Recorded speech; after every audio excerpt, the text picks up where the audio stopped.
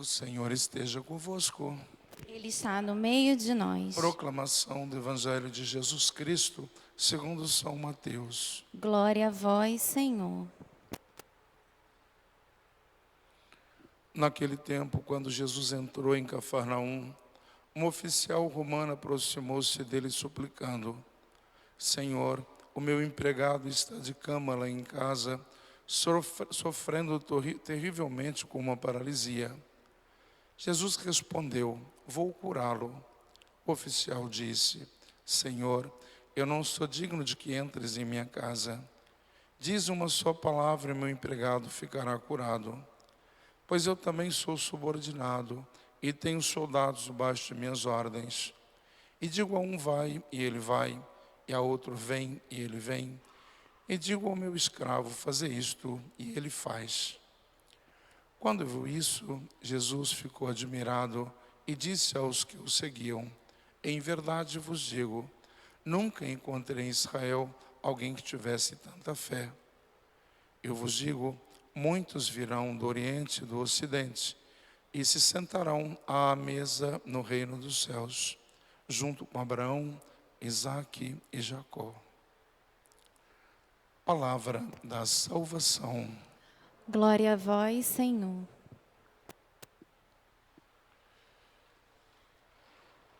Quando o Concílio do Vaticano II, que se deu de 63 a 65, tinha por objetivo definir um novo tempo, um novo rumo para a igreja, então tiveram nas pautas, ou senão nas discussões dos líderes religiosos, a definição de igreja, a definição de sacramento, a definição de liturgia.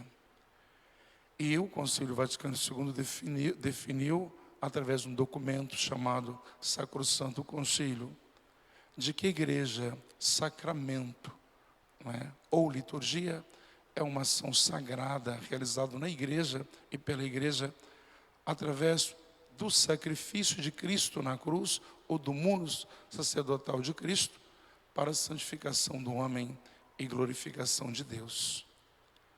Quando diz que é uma ação sagrada realizada na igreja e para a igreja, antes do mais, todos os sacramentos têm como ponto definido para que eles sejam celebrados os templos que foram construídos para esse objetivo. Foram construídos para que os sacramentos fossem ministrados nestes templos. Mas ao mesmo tempo que o concílio define que na igreja, ela coloca outra expressão, ou a definição vem de outra expressão, pela igreja, na igreja e pela igreja. Eu digo isso porque hoje, através deste evangelho, então o oficial romano aproximou-se de Jesus suplicando: Senhor, meu empregado está de cama lá em casa, sofrendo terrivelmente com a paralisia. Jesus respondeu: vou curá-lo, vou curá-lo. Uma decisão de Jesus, porque viu a agonia daquele centurião, viu a agonia de quem precisava de que este homem, de fato, tivesse a vida, porque ele tinha um certo valor para a família e até mesmo pela guarda no qual compunha esse servo, esse oficial romano.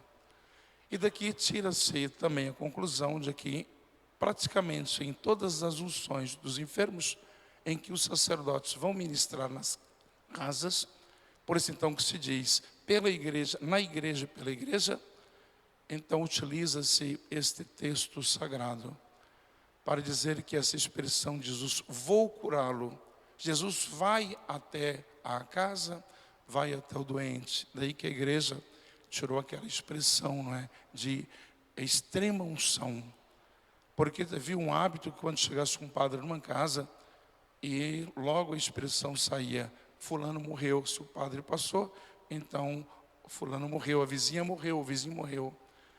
E a igreja então refez ou reformulou essa expressão, dizendo que não se trata simplesmente de uma extrema unção, mas a unção dos enfermos, porque nenhum sacramento, muito menos o sacramento da unção dos enfermos, serve para matar ninguém ou alguma pessoa.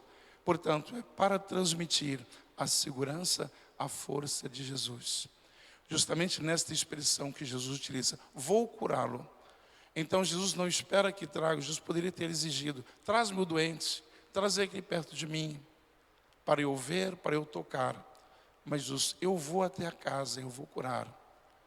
Esta mesma cura realiza-se também através da Eucaristia, quando os nossos ministros da Eucaristia vão aos doentes. Por várias maneiras de ouvir testemunho de ministros, e eu digo isso também, porque sucedeu comigo, que quando nós vamos levar, seja a unção dos enfermos, seja a comunhão para um doente, então nós achamos que vamos, de fato, cheios de nós próprios, de que nós vamos ter o poder de consolar, de confortar alguém. Mas nós encontramos muitas pessoas, não é debilitadas, mas fisicamente, mas pessoas tão reconfortadas, pessoas tão fortes na fé, que ao invés de nós levarmos, nós trazemos. E nós somos restaurados, porque veja, este Jesus que é levado, que vai, então tendencia de fato, dar uma força, consolar, colocar a esperança no coração, não somente do doente, mas para quem leva, para quem vai levar, porque Jesus acompanha, vou curá-lo. E a expressão do oficial: Senhor, eu não sou digno de que entres em minha casa, diz uma sua palavra, o meu empregado ficará curado. Essa expressão nós utilizamos praticamente todos os dias, quando nós vamos à missa. Quando é levantado o corpo de Cristo, eis o Cordeiro de Deus que tira o pecado do mundo. Senhor, eu não sou digno de que entre em minha casa. Então está dizendo aqui Cristo que o nosso coração, o nosso corpo é a sua morada. Eu não sou digno de que entre em minha casa, em minha morada, no meu casebre, não é minha choupana, podemos utilizar isso. Mas diz esta palavra salvadora. Então diz-nos esta palavra consoladora, confortadora, e tudo será modificado, tudo será restaurado. Às vezes nós participamos da missa, nós recebemos a unção dos enfermos, recebemos uma bênção do sacerdote, do padre, nós fazemos as nossas orações, mas nós não entramos no efeito, ou senão no objetivo desta oração ou desta visita, que é justamente essa, de Deus consolar, Deus alcançar. Nós estamos dizer o seguinte, de que coração é terra que ninguém vai. Quando dizemos isso, que ninguém pode de fato alcançar, só Deus pode pôr a mão. Portanto, é uma certa alegria para nós, que é algo tão íntimo, é algo tão sensível, só Deus pode, então, restaurar o nosso coração, só Deus pode nos colocar em conforto. Por isso que, para os familiares que vêm para a missa de sétimo dia, que vêm para esta Eucaristia, antes do mais, nós colocamos de fato essas intenções para a apreciação de Deus. Mas o desejo de Deus é tocar no vosso coração, é de certa forma curar, inclusive a dor que vocês estão sentindo pela partida desses entes queridos, na certeza de que a morte não significa fim. Mas se nós acreditamos que Cristo nos proporciona esta força, este consolo, então se nós estamos com Ele, então nós colocamos e levamos as nossas intenções. De fato, nós acreditamos que Deus vai colher essas almas no reino dos céus, mas que vai conceder aos familiares, vai conceder a todos nós aqui, enquanto nós vivemos, enquanto nós peregrinamos, essa certeza de que nós não andamos sozinhos. E sempre que nós expressarmos desta forma, Senhor, eu não sou digno de que entres em minha casa, mas diz uma palavra reconfortadora, diz uma palavra de alento, de consolo, de conforto, mas tudo será modificado, tudo será então transformado.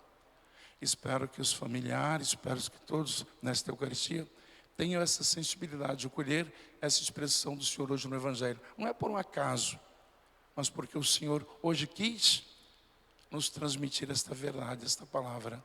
E ainda o Salmo de hoje, 121, que é a continuação do Salmo que nós ouvimos ontem, no primeiro domingo do Advento. Que alegria quando me disseram, vamos à casa do Senhor. Portanto, não é lugar de tristeza. Costumo dizer, e dizia isso quando foi no dia de finados. Nós podemos sentir a falta de alguém que partiu, alguém que fez parte da nossa vida há bastante tempo.